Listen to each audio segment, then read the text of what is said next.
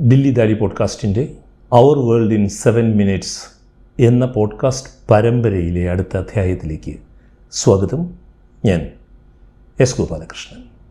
ചൈനയിൽ നിന്നും അടുത്ത ദിവസമുണ്ടായ ഒരു വാർത്ത ഉണർത്തിയ ചിന്തകളാണ് ഈ പോഡ്കാസ്റ്റിൽ ഉൾപ്പെടുത്തിയിരിക്കുന്നത്. ചൈന ആ രാജ്യത്തിൻ്റെ 2 മുൻ പ്രതിരോധ മന്ത്രിമാർക്ക് വധശിക്ഷ വിധിച്ചതാണ്. ചൈനയുടെ മിലിറ്ററി കോടതി വധശിക്ഷ വിധിച്ചതാണ് ആ വാർത്ത. വി ഫെങ്ഷെ, ലീ ഷാങ്ഫു എന്നീ 2 രാഷ്ട്രീയ നേതാക്കന്മാർക്കാണ്, മുൻ പ്രതിരോധ മന്ത്രിമാർക്കാണ് സസ്പെൻഡഡ് ഡെത്ത് സെൻറ്റൻസ് എന്ന പേരിൽ മാറ്റിവെക്കപ്പെട്ട വധശിക്ഷ പ്രഖ്യാപിച്ചിരിക്കുന്നത്. അഴിമതി ആരോപണങ്ങൾ നേരിടുന്ന മന്ത്രിമാരായിരുന്നു അവർ. എന്താണ് ഈ സസ്പെൻഡഡ് വധശിക്ഷ എന്നതുകൊണ്ട് ഉദ്ദേശിക്കുന്നത്? ചൈനയിലെ നീതിപീഠം എത്രമാത്രം സ്വതന്ത്രമാണ്, എത്രമാത്രം സ്വാതന്ത്ര്യം ആ രാഷ്ട്രീയ ഭരണകൂടത്തിൽ നിന്നും അത് അനുഭവിക്കുന്നുണ്ട്, ഇത്തരം കാര്യങ്ങളാണ് ഇന്നത്തെ പോഡ്കാസ്റ്റിൽ ചർച്ച ചെയ്യാൻ ആഗ്രഹിക്കുന്നത്. പോഡ്കാസ്റ്റിലേക്ക് കടക്കുന്നതിന് മുമ്പ് പതിവായി ഞാൻ പറയാറുള്ള അഭ്യർത്ഥന നിങ്ങളുടെ മുന്നിൽ വയ്ക്കുകയാണ്. ദില്ലി ദാലി എന്ന പോഡ്കാസ്റ്റ് നിങ്ങൾ ഇതുവരെ സബ്സ്ക്രൈബ് ചെയ്തിട്ടില്ല എങ്കിൽ ഇപ്പോൾ തന്നെ സബ്സ്ക്രൈബ് ചെയ്ത് ഈ വിനീതമായ സാംസ്കാരിക സംരംഭവുമായി സഹകരിക്കണമെന്ന് ഞാൻ അഭ്യർത്ഥിക്കുകയാണ്.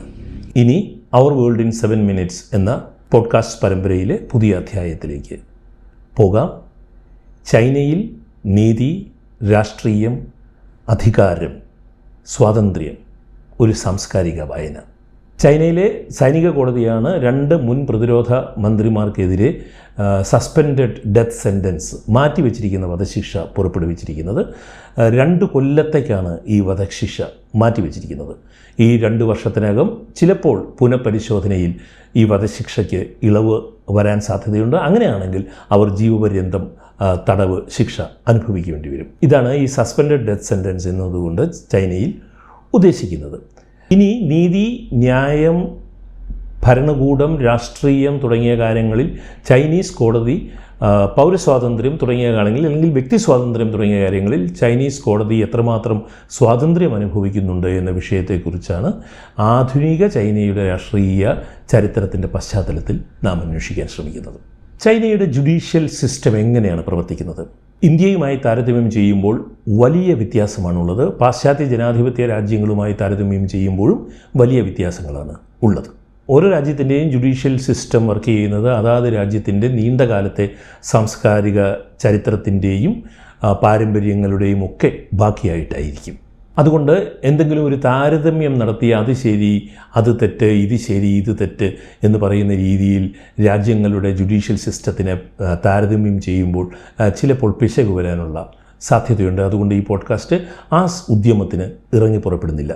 ചൈനയിൽ ഭരണകക്ഷിയായ കമ്മ്യൂണിസ്റ്റ് പാർട്ടിയും അവിടുത്തെ നീതിന്യായ പീഠവും തമ്മിൽ വിഭജനങ്ങളില്ല എന്നുള്ളത് ആദ്യമേ മനസ്സിലാക്കേണ്ട പാഠമാണ്. അവിടുത്തെ നീതിന്യായ പീഠങ്ങളുടെ ഘടന എന്ന് പറയുന്നത് പ്രാദേശികമായ തലത്തിലുള്ള പീപ്പിൾസ് കോർട്ട്, ജനകീയ കോടതികൾ, അതിനുശേഷം ഹൈക്കോടതിക്ക് സമാനമായ ഹൈ പീപ്പിൾസ് കോർട്ട്, ഹയറായിട്ടുള്ള ജനകീയ കോടതികൾ, അതിനുശേഷം സുപ്രീം പീപ്പിൾസ് കോർട്ട്, ഏറ്റവും ഉന്നതമായ ജനകീയ കോടതി എന്ന തലത്തിലാണ് ചൈനയുടെ നീതിപീഠത്തിൻ്റെ ഘടന. സൈനിക കോടതി തീർച്ചയായും വ്യത്യസ്തമായ രീതിയിലാണ് പ്രവർത്തിക്കുന്നത്. പക്ഷേ എല്ലാ കോടതികളും ചൈനീസ് കമ്മ്യൂണിസ്റ്റ് പാർട്ടിയുടെ അധീനതയിലാണ് എന്നതാണ് വസ്തുത. ശിക്ഷാ സാധ്യതകൾ ചൈനയിൽ വളരെ കൂടുതലാണ്. വിചാരണയുടെ കാലയളവ് ചൈനയിൽ വളരെ കുറവാണ്. അഴിമതി, ദേശസുരക്ഷ എന്നീ 2 കാര്യങ്ങളിൽ ചൈനീസ് കോടതികൾ അതീവ ശ്രദ്ധ പുലർത്താറുണ്ട്.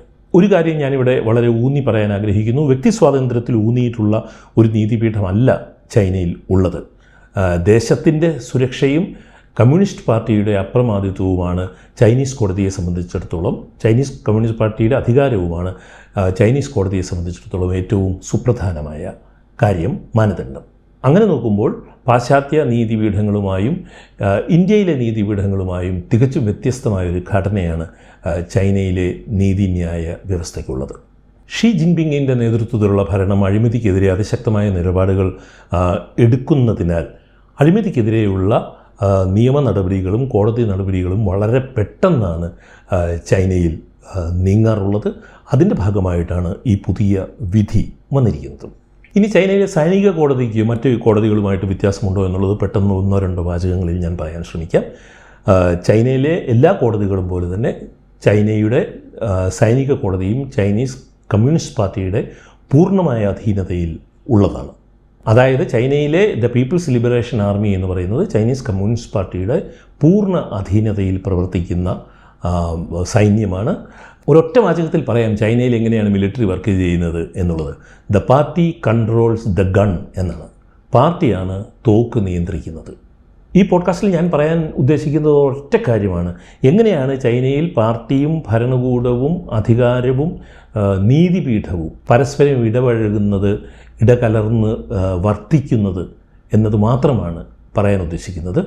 ഇന്ത്യയിൽ കോടതിക്ക് സർക്കാരിനെ തിരുത്താം, പലതവണ പല പ്രാവശ്യം അങ്ങനെ ഉണ്ടായിട്ടുണ്ട് താനും. എന്നാൽ ചൈനയിൽ അതിനുള്ള സാധ്യത തുലവും കുറവാണ് എന്നുള്ളതാണ് അതിന് കാരണം. കമ്മ്യൂണിസ്റ്റ് പാർട്ടിയുടെ വ്യവസ്ഥയ്ക്കുള്ളിലാണ് ചൈനയുടെ കോടതി പ്രവർത്തിക്കുന്നത്. മറ്റൊന്നുകൂടിയുണ്ട്. ഈ സ്വാതന്ത്ര്യത്തെക്കുറിച്ചാണെങ്കിലും സാമൂഹിക ക്രമങ്ങളെക്കുറിച്ചാണെങ്കിലും ഇന്ത്യയുടെ ചരിത്രമേ അല്ല, ഇന്ത്യയുടെ സാംസ്കാരിക ചരിത്രമോ രാഷ്ട്രീയ ചരിത്രമോ സാമൂഹിക ചരിത്രമോ അല്ല ചൈനയുടേത്. അതുപോലെ തന്നെ പാശ്ചാത്യ ജനാധിപത്യം വളർന്നു വന്ന ക്രമമോ സാമൂഹിക ക്രമമോ ഒന്നുമല്ല ചൈനയുടെ ചരിത്രം ആദ്യം മുതൽക്കേ. ആധുനിക ജനാധിപത്യ സംവിധാനത്തിൽ വ്യക്തിക്കാണ് പരമപ്രധാനം. വ്യക്തിയെ ഊന്നിയാണ് നീതിപീഠങ്ങൾ പ്രവർത്തിക്കുന്നത്. ആധുനിക ജനാധിപത്യ ഭരണക്രമങ്ങളിൽ ചൈനയിൽ അങ്ങനെ അല്ല എന്നുള്ളതാണ്. എന്നാൽ ഇപ്പോൾ അത് ഒരു ആധുനിക പാശ്ചാത്യ ജനാധിപത്യ ക്രമങ്ങളിൽ ഇപ്പോഴങ്ങനെ വ്യക്തിക്കാണോ പരമപ്രാധാന്യം എന്നൊരു ചോദ്യത്തിന് തീർച്ചയായും പ്രസക്തിയുണ്ട്. വർത്തമാനകാല ലോക രാഷ്ട്രീയ സാഹചര്യത്തിൽ പാശ്ചാത്യ ജനാധിപത്യ ക്രമങ്ങളിൽ കോടതികളിലോ ഭരണക്രമങ്ങളിലോ വ്യക്തി സ്വാതന്ത്ര്യത്തിൻ്റെ പ്രസക്തി എത്രമാത്രമുണ്ട് എന്നുള്ളതൊക്കെ ചർച്ചാ വിഷയമാണ്. ആ വിഷയങ്ങളുടെ വിശദാംശങ്ങളിലേക്ക് പോകുവാൻ സമയപരിമിതി ഈ പോഡ്കാസ്റ്റിൽ അനുവദിക്കുന്നില്ല. ഈ പോഡ്കാസ്റ്റിൻ്റെ അവസാന വാചകങ്ങളിലേക്ക് ഞാൻ പോവുകയാണ്. ഒരു കോടതി വിധിയിലൂടെ ചൈനയിലെ നീതിന്യായ വ്യവസ്ഥയെ നമുക്ക് മനസ്സിലാക്കാൻ കഴിയില്ല. ചൈനയിലെ സാമൂഹ്യ ക്രമത്തെക്കുറിച്ച് വിലയിരുത്താനും കഴിയില്ല.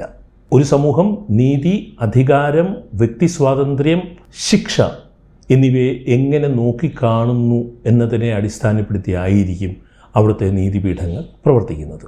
അതായിരിക്കും നീതിപീഠങ്ങളുടെ ഭരണരീതിയെയും രൂപപ്പെടുത്തുന്നത്. ഇന്ത്യയും ചൈനയും പോലെയുള്ള രണ്ട് പുരാതന സംസ്കാരങ്ങൾ വ്യത്യസ്തങ്ങളായ വഴികളാണ് ഇക്കാര്യത്തിൽ തിരഞ്ഞെടുത്തത്.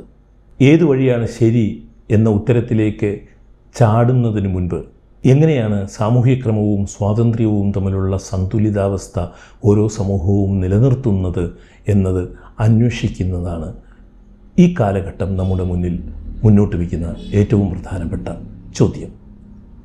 നമ്മുടെ ലോകം 7 മിനിറ്റിൽ എന്ന പോഡ്കാസ്റ്റ് പരമ്പരയുടെ ഈ അധ്യായം ഇവിടെ അവസാനിക്കുകയാണ്. കേട്ട സുമനസ്സുകൾക്ക് നന്ദി. സ്നേഹപൂർവ്വം, എസ് ഗോപാലകൃഷ്ണൻ.